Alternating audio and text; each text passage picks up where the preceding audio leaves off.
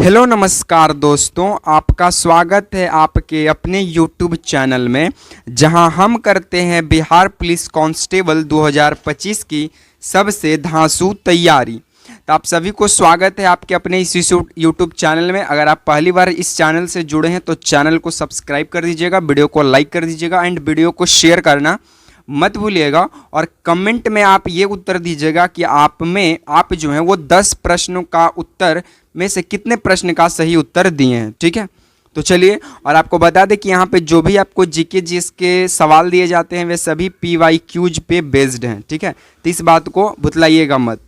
तो चलिए सीधे सवालों की हम शुरुआत करते हैं। उससे पहले हम आपका एक मोटिवेशनल लाइन कहना चाहेंगे कि रख हौसला वो मंजर भी आएगा, प्यासे के पास चलकर समंदर भी आएगा, थक के ना बैठे मंजिल की मुसाफिर, मंजिल भी मिलेगी और मंजिल मिलने का मजा भी आएगा, बस कुछ दिन की और बात है। चलिए,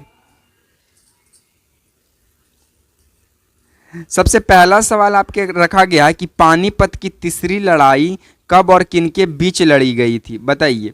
ऑप्शन है 1526 में बाबर और इब्राहिम लोदी, 1556 में अकबर और हेमू, 1761 में अहमद शाह अब्दाली और मराठा, 1857 में अंग्रेज और बहादुर शाह जफर। तो पानीपत की तीसरी लड़ाई जो है वो 1761 में अहमद शाह अब्दाली और मराठाओं के बीच लड़ा जाता है। बाकी पानीपत का प्रथम लड़ाई जो है वो 1526 में बाबर और इब्राहिम लोदी के बीच, और 1556 में पानीपत का किस युद्ध के नाम से जानते हैं आप लोग कमेंट बॉक्स में जवाब देंगे। चलिए, बाकी अगर डिस्कशन की बात करें तो 1761 में अहमद शाह अब्दाली ने मराठाओं को हराया था, जिससे मराठा शक्ति को गहरा आघात लगा, और जो पानीपत की तीसरी युद्ध थी 1761 में, उसमें विजय हुई अहमद शाह अब्दाली की। चंद्रगुप्त मौर्य का प्रधानमंत्री कौन था? ऑप्शन ए बृहस्पति, चाणक्य, मनु या वात्स्यायन। तो चंद्रगुप्त मौर्य का प्रधानमंत्री थे चाणक्य। कौन थे? चाणक्य, जिन्होंने अर्थशास्त्र पुस्तक की रचना की। किस पुस्तक की रचना की? अर्थशास्त्र पुस्तक की रचना की। चलिए, इसका शॉर्ट डिस्कशन हम लोग देखते हैं। डिस्कशन ये है कि चाणक्य को जो हम लोग है कौटिल्य भी कहते हैं, चाणक्य या कौटिल्य या फिर विष्णुगुप्त भी हम लोग कहते हैं। ये चंद्रगुप्त मौर्य के गुरु और रणनीतिकार थे, जिन्होंने अर्थशास्त्र पुस्तक को लिखा था। तो इस बात को भी ध्यान देंगे कि अर्थशास्त्र पुस्तक किनके द्वारा लिखा गया है, तो चाणक्य या कौटिल्य के द्वारा, जिन्हें विष्णुगुप्त के भी नाम से हम लोग जान रहे हैं।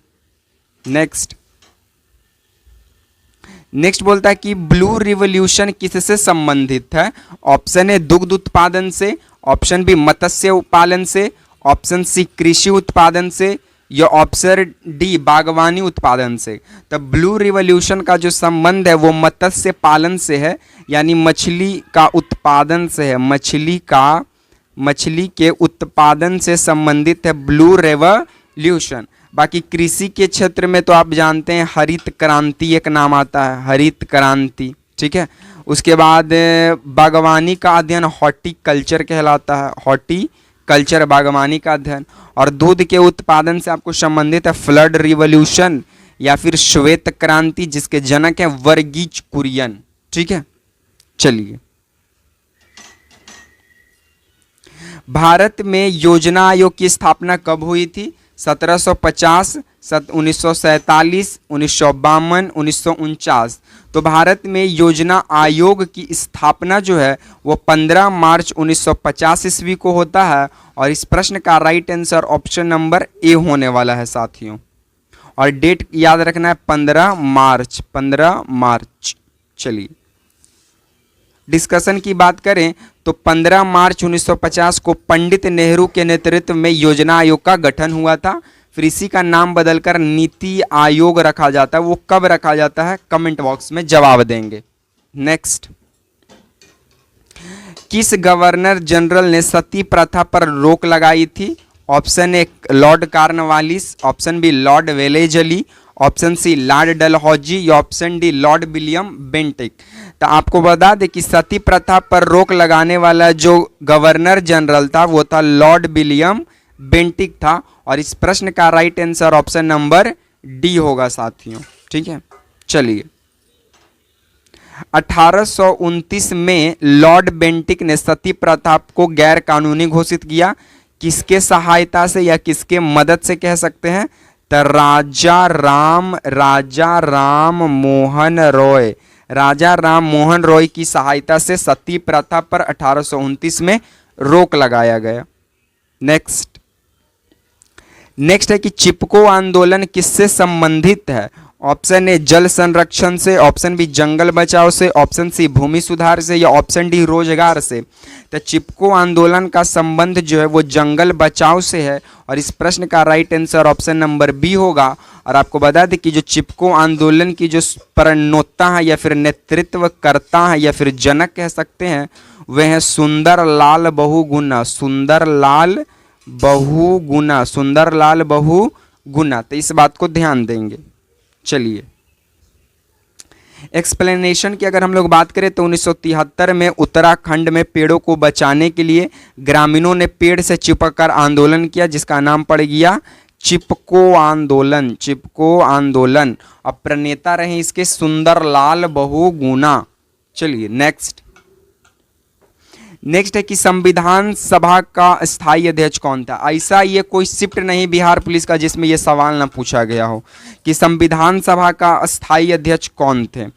डॉक्टर राजेंद्र प्रसाद, जवाहरलाल नेहरू, अंबेडकर या सच्चिदानंद सिन्हा। तो संविधान सभा का स्थायी अध्यक्ष यानी परमानेंट जो अध्यक्ष हैं वो डॉक्टर राजेंद्र प्रसाद बनते हैं और इस प्रश्न का right answer option number A होगा। और अस्थायी अध्यक्ष यानी टेम्पररी या फिर कह सकते हैं अस्थायी अध्यक्ष। तो अस्थायी अध्यक्ष के रूप में प्रोविजनली रूप से सच्चिदानंद को सिन्हा जी को नियुक्त किया जाता और ये भी बिहार से ही हैं और राजेंद्र प्रसाद भी बिहार से ही हैं। ठीक है, चलिए भारत की सबसे लंबी नदी कौन सी है? Option A Yamuna, Ganga, Brahmaputra, Sindhu. तो भारत की सबसे लंबी नदी गंगा नदी है जिसकी लंबाई की अगर हम लोग बात करें तो 2525 किलोमीटर है। सिंधु की बात करें तो 2900 किलोमीटर है। ब्रह्मपुत्र की बात करें तो ये भी 2900 ही किलोमीटर है। तो भारत की सबसे लंबी नदी गंगा नदी, इसका उद्गम भारत से ही है। बाकी ये दो नदियों का उद्गम भारत से नहीं है, चीन से है। ठीक है, चलिए एक्सप्लेनेशन क्या है? वही है कि गंगा नदी भारत की सबसे लंबी नदी है जिसकी लंबाई कुल 2525 किलोमीटर है और देवप्रयाग में इसका नाम गंगा पड़ता है और निकलता है कहाँ से? निकलता है ये आपको कहाँ से बताइए? उत्तराखंड में ये कहाँ से आपको निकलती है बताइए। चलिए मुद्रा योजना का संबंध किससे है? बेरोजगारी भत्ता से, छोटे व्यापारियों के ऋण से, स्वास्थ्य बीमा से या कृषि लोन माफी से। तो मुद्रा योजना का संबंध जो है वो ऑप्शन नंबर बी छोटे व्यापारियों के ऋण से संबंधित है। किससे संबंधित है?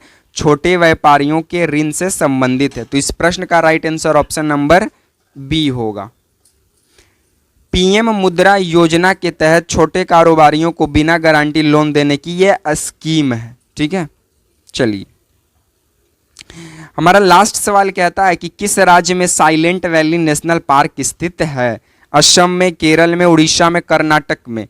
तो साइलेंट वैली नेशनल पार्क जो है हमारा वो है केरल में। ठीक है, और शांत घाटी या फिर साइलेंट वैली शांत घाटी भी कहाँ है? केरल में ही स्थित है। तो इस प्रश्न का right answer option number B होगा साथियों। चलिए इसकी डिस्कशन की बात करें तो साइलेंट वैली एक जैव विविधता का हॉट स्पॉट है जो कि केरल राज्य में स्थित है।